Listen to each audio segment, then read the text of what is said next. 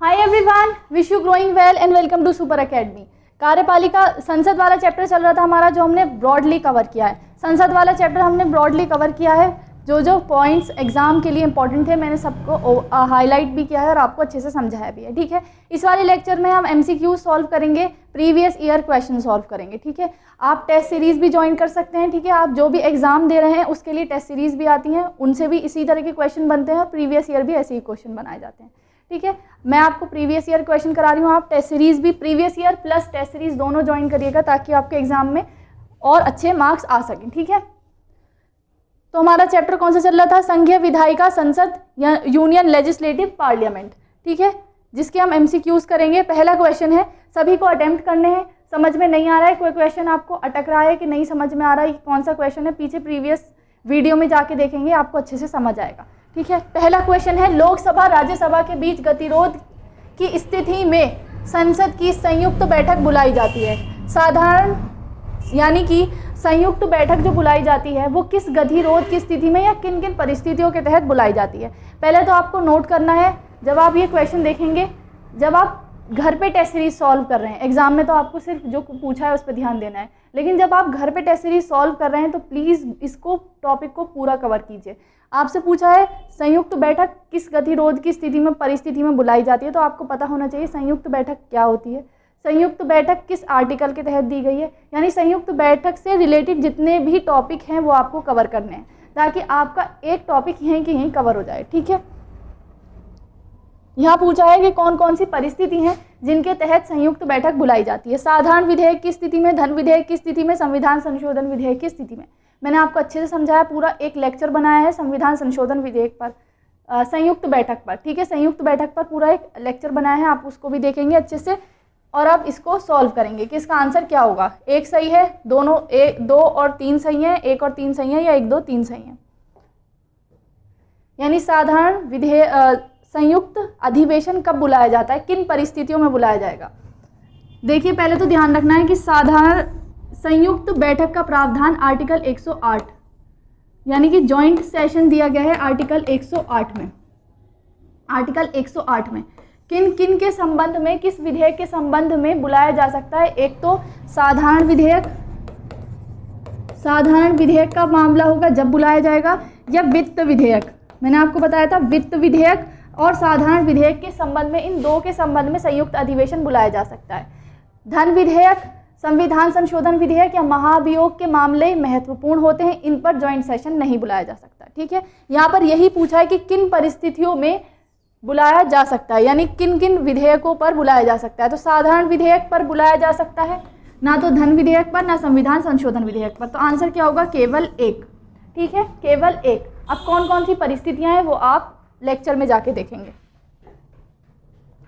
फिर इसके बाद निम्नलिखित, सेकंड क्वेश्चन है, निम्नलिखित में से किन को लोकसभा और राज्यसभा के निर्वाचन में, दोनों के निर्वाचन में मतदान का अधिकार है।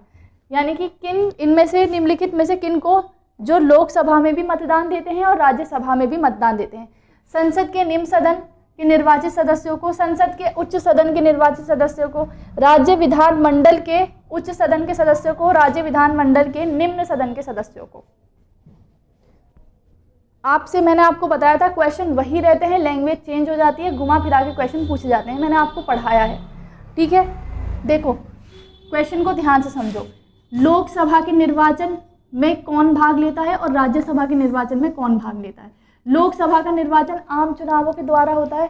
ठीक है, इसमें सार्वभौमिक मताधिकार द्वारा यानी यूनिवर्सल फ्रेंचाइज द्वारा सभी 18 वर्ष और 18 वर्ष से अधिक आयु के लोग इसमें भाग लेते हैं, पार्टिसिपेट करते हैं। तो लोकसभा के निर्वाचन में तो भाग सभी करेंगे। राज्यसभा के निर्वाचन में कौन भाग लेता है? राज्य विधानसभाओं के निर्वाचित सदस्य, राज्य विधानसभाओं के निर्वाचित सदस्य। अब राज्य विधानसभा का मतलब क्या है? विधान मंडल क्या? निम्न सदन, विधान मंडल का निम्न सदन। ठीक है, तो राज्यसभा के लिए निर्वाचित सदस्यों में कौन भाग लेता है? राज्यसभा के निर्वाचन में कौन भाग लेता है?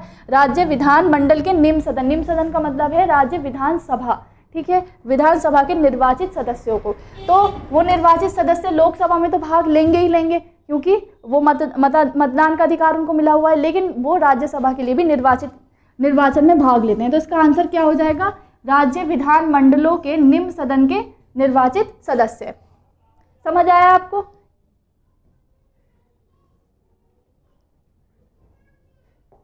नेक्स्ट है, संसद विधानसभा के किसी सदस्य की सदस्यता तब समाप्त समझी जाती है यदि वह बिना सदन को सूचित किए अनुपस्थित रहता है। यानी यदि कोई सदस्य इन दिनों में, कौन से दिन, कितने दिन हैं जो वो बिना सूचित किए अनुपस्थित रहता है तो उसकी सदस्यता समाप्त हो जाएगी।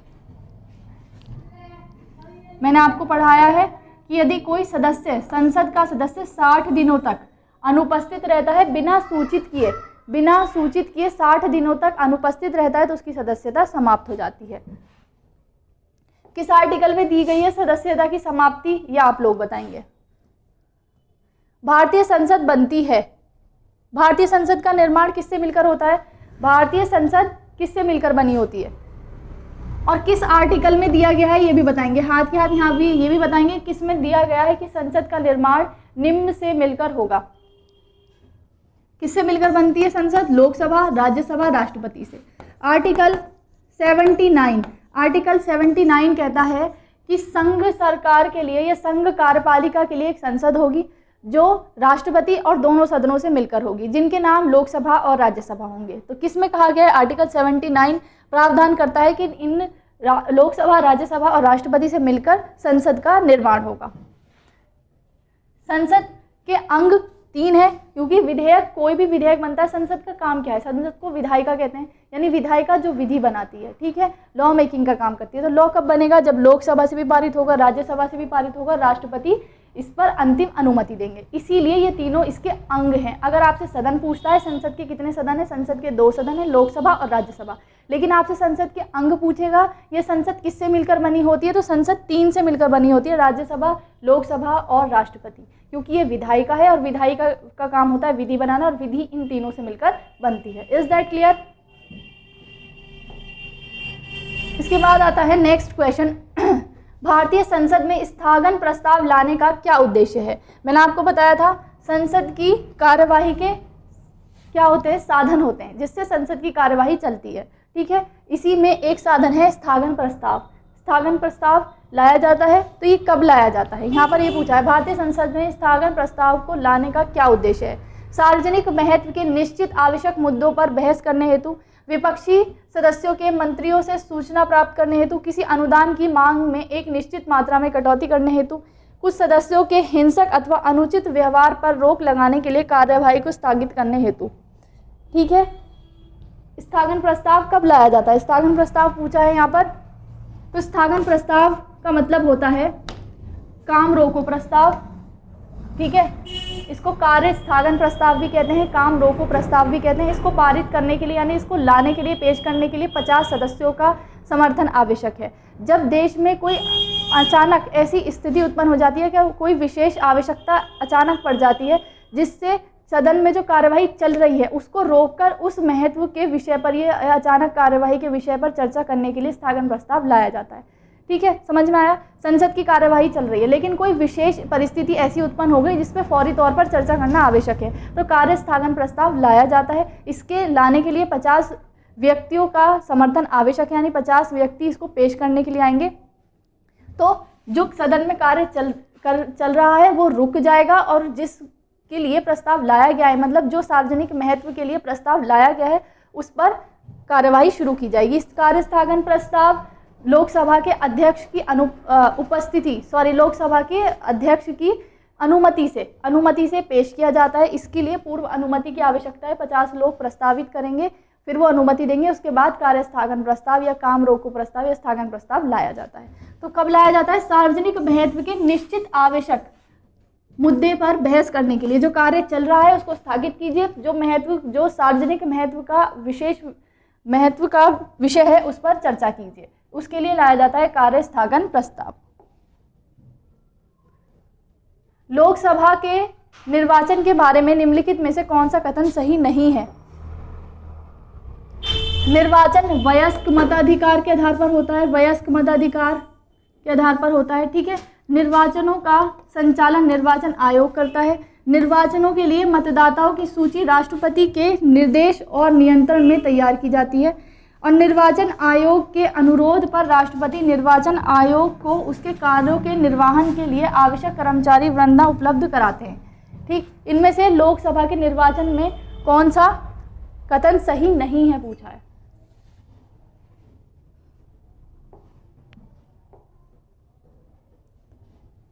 वयस्क मताधिकार द्वारा होता है, निर्वाचन के संचालन आयोग करता है, निर्वाचन आयोग करता है। ठीक है, लेकिन निर्वाचन के लिए मतदाता सूची को तैयार करने का में राष्ट्रपति की कोई भूमिका नहीं होती। ठीक, कोई भूमिका नहीं होती है। तो कौन सा? ऑप्शन नंबर 3 इनकरेक्ट है। यहाँ पर इनकरेक्ट पूछा है। ठीक है, ऑप्शन नंबर 3 इनकरेक्ट है, इसमें राष्ट्रपति की कोई भूमिका नहीं होती है।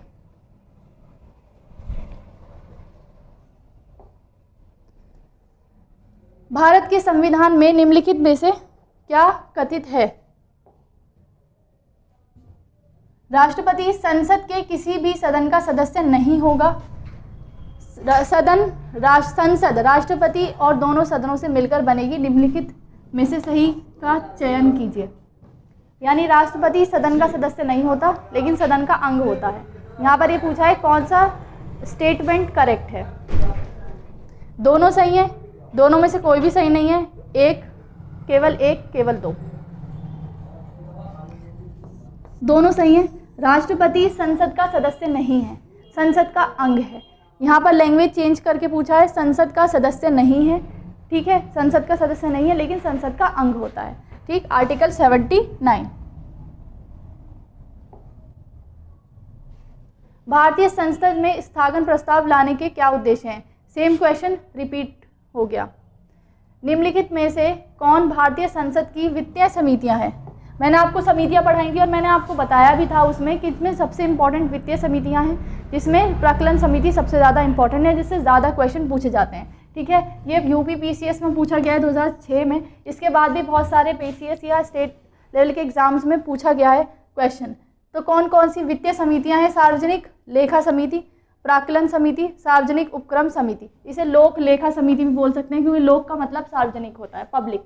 ठीक है, सार्वजनिक उपक्रम समिति, प्राक्कलन समिति और सार्वजनिक उपक्रम समिति, लोक लेखा समिति कौन सी हैं इसमें से? तीनों वित्तीय समितियां मैंने आपको अच्छे से पढ़ाई है, अलग से चैप्टर लेक्चर बनाया इसके ऊपर। तीनों वित्तीय समितियां हैं जो सरकार के या भारत की वित्तीय व्यवस्था पर नियंत्रण रखती हैं। ठीक है, क्या काम हो रहा है, कितना पैसा लिया है, कितना बजट के लिए जाएगा, निकाला है, वो इस्तेमाल किया है या नहीं किया है, इसकी रिपोर्ट्स कौन बनाती हैं? ये तीनों समितियां बनाती हैं। फिर इसके बाद लोक लेखा समिति अपनी रिपोर्ट किसको प्रस्तुत करती है? लोक लेखा समिति, या मैंने आपको बताया सार्वजनिक लेखा समिति, दोनों का मतलब एक ही है, कंफ्यूज नहीं होना है। लोक का मतलब ही सार्वजनिक होता है। लोकसभा के स्पीकर को, नियंत्रक महालेखा परीक्षक को, भारत के राष्ट्रपति को, संसदीय मामलों के मंत्री को। किसको अपनी रिपोर्ट प्रस्तुत करती है? किसको प्रस्तुत करती है? लोकसभा के अध्यक्ष को, लोकसभा के स्पीकर को। लोकसभा के अध्यक्ष या स्पीकर को ही अपनी रिपोर्ट प्रस्तुत करती है। नियंत्रक और महालेखा परीक्षक की जो रिपोर्ट होती है उसके आधार पर ये जांच करती है। ठीक है, रिपोर्ट किसको देती है? लोक सभा के स्पीकर को। तो यहाँ ध्यान रखना है। क्वेश्चन नंबर 11 है, निम्नलिखित में से किस समिति में राज्यसभा का प्रतिनिधित्व नहीं होता है? किस समिति में राज्यसभा का प्रतिनिधित्व नहीं होता है? इंपॉर्टेंट है, समिति वाला चैप्टर ज़रूर से देखना है। अच्छे से समझाया मैंने और शॉर्ट नोट से समझाया है, उसको अच्छे से ध्यान में रखना है। किसने राज्यसभा का प्रतिनिधित्व नहीं होता है? प्राक्कलन समिति में। प्राक्कलन समिति में राज्यसभा का प्रतिनिधित्व नहीं होता है। इसमें 30 सदस्य होते हैं और 30 के 30 कहाँ से होते हैं? लोकसभा से होते हैं।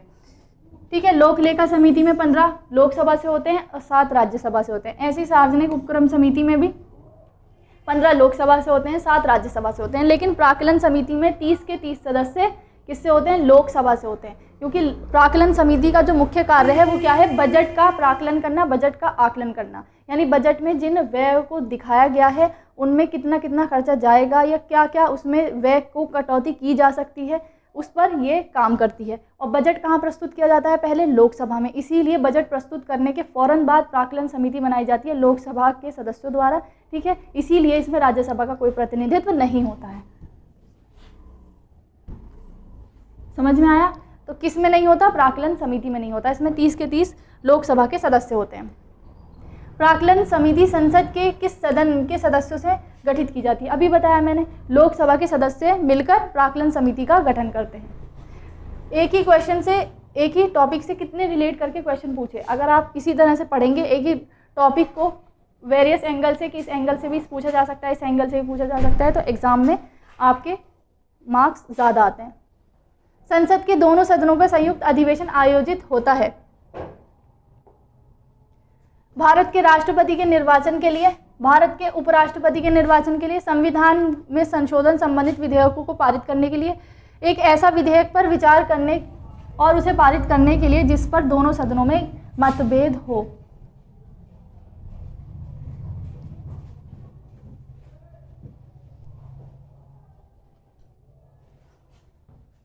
संयुक्त अधिवेशन आर्टिकल 108 के तहत आयोजित किया जाता है। तो किन किन कब किया जाता है? मैंने आपको बताया था, साधारण विधेयक के संबंध में या वित्त विधेयक के संबंध में। जब दोनों सदनों में गतिरोध की स्थिति होगी तब उसको सॉर्ट आउट करने के लिए क्या लिया जाएगा? Joint session. तो कब आएगा? एक ऐसे विधेयक पर विचार करने के लिए और उसे पारित करने के लिए जिस पर दोनों सदनों में गतिरोध हो। राष्ट्रपति के निर्वाचन, उपराष्ट्रपति के निर्वाचन और संविधान संशोधन से इसका कोई रिलेशन नहीं है। तो किस पे? केवल 4।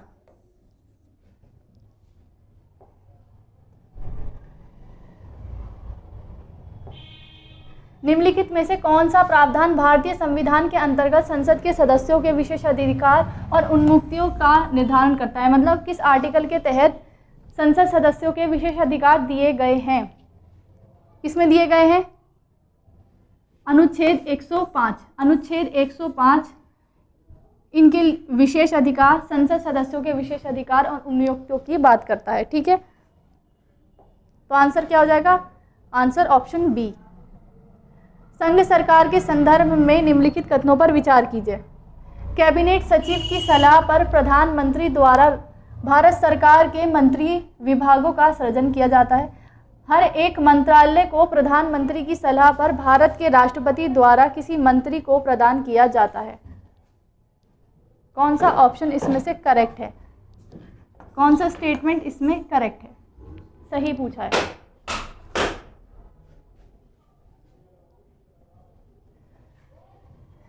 कैबिनेट सेक्रेटरी, कैबिनेट यानी सेक्रेटरी यानी सचिव का इसमें कोई विभागों को विभागों के बंटवारे में कोई क्या कहेंगे रोल नहीं होता है। ठीक है, ये ऑप्शन गलत हो जाएगा। हर एक मंत्रालय को प्रधानमंत्री की सलाह पर राष्ट्रपति द्वारा बांटा जाता है। तो कौन सा ऑप्शन सही हो जाएगा? केवल 2। केवल 2।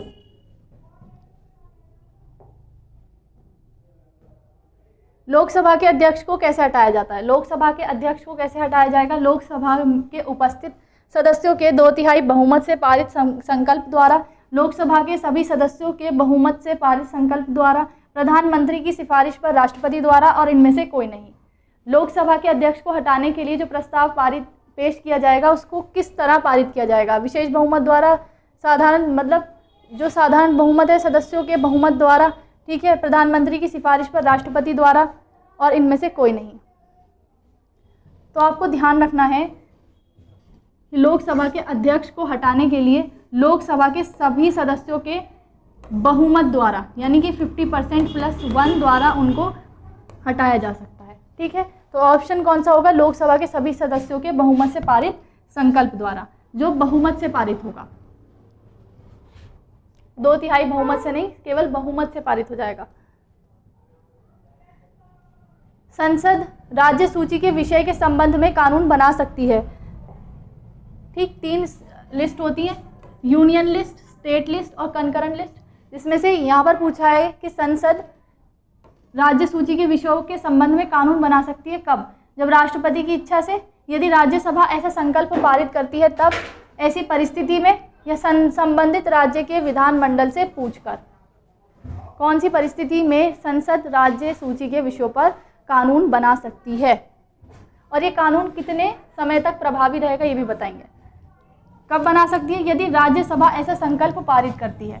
राज्यसभा ऐसा संकल्प पारित करती है। आर्टिकल 249 में कहा गया है कि राज्यसभा अगर किसी सार्वजनिक महत्व के विषय को ऐसा महत्वपूर्ण समझती है कि उस पर कानून बनाने की शक्ति संसद को देनी चाहिए तो वो दे सकती है। राज्यसभा का विशेष अधिकार है, ठीक है, ये राज्यसभा का विशेष अधिकार है।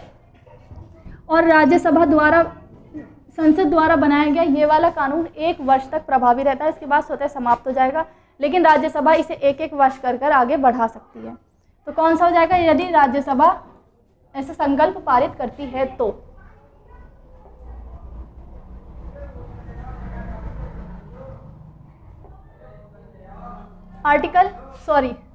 क्वेश्चन नंबर 18, निम्नलिखित में से कौन एक संघीय बजट की तैयारी या उसके संसद में पेश करने के लिए उत्तरदायी है। यानी कि संघीय बजट को तैयार करने के लिए कौन उत्तरदायी है। राजस्व विभाग, आर्थिक कार्य विभाग, वित्तीय सेवा विभाग या व्यय विभाग। ये कई बार पूछा गया क्वेश्चन है, यहाँ पर एक बार ही लिखा है लेकिन ये कई बार पीछे पूछा गया है। आर्थिक कार्य विभाग, राजस्व विभाग या वित्तीय सेवा विभाग। यानी कि आपको पता है वित्त मंत्रालय द्वारा बजट तैयार किया जाता है, लेकिन वित्त मंत्रालय में भी कई विभाग होते हैं, तो मेन विभाग कौन सा है जो बजट को तैयार करता है, आर्थिक कार्य विभाग। आर्थिक कार्य विभाग बजट को तैयार करता है, ठीक है।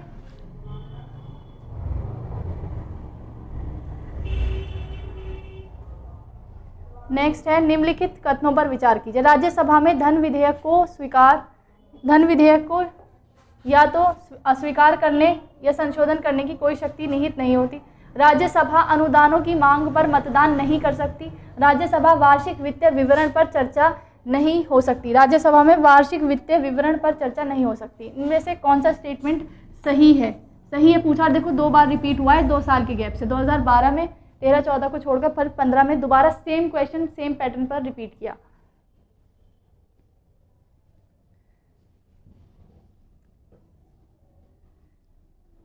कौन सा सही है?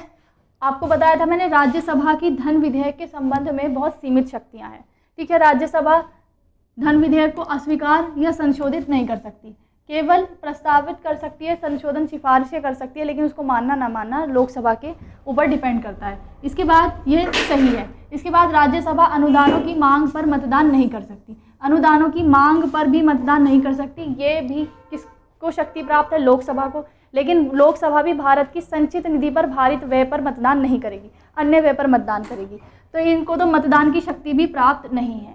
राज्यसभा में वार्षिक वित्तीय विवरण, बजट को क्या कहते हैं? वार्षिक वित्तीय विवरण पर चर्चा नहीं कर सकती। ये स्टेटमेंट गलत है, ये दोनों ठीक है। चर्चा कर सकती है क्योंकि 14 दिन का टाइम उसको क्यों दिया जाता है? चर्चा करने के लिए, सिफारिशें देने के लिए। तो 14 दिन का टाइम जो दिया जाता है वो चर्चा करने के लिए ही दिया जाता है, इसलिए चर्चा कर सकती है, संशोधन अस्वीकार नहीं कर सकती। तो 1 और 2 सही हो जाएंगे।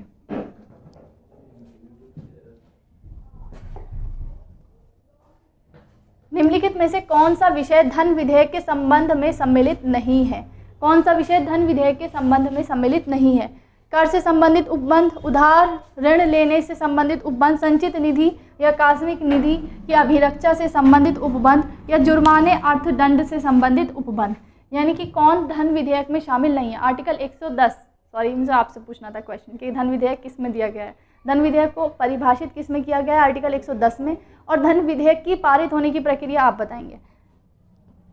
तो धन विधेयक में कौन सा शामिल नहीं है? मैंने आपको बताया था, कर को बढ़ाना, घटाना, संशोधन करना, परिवर्तन करना से संबंधित विषय या संबंधित विधेयक धन विधेयक है, ठीक है। इसी तरह उधार लेना, सरकार द्वारा उधार लिया गया ऋण किस में आता है? इससे संबंधित विधेयक भी धन विधेयक है। संचित निधि, आकस्मिक निधि की अभिरक्षा, इसमें पैसे जमा करना, निकालना किससे संबंधित है?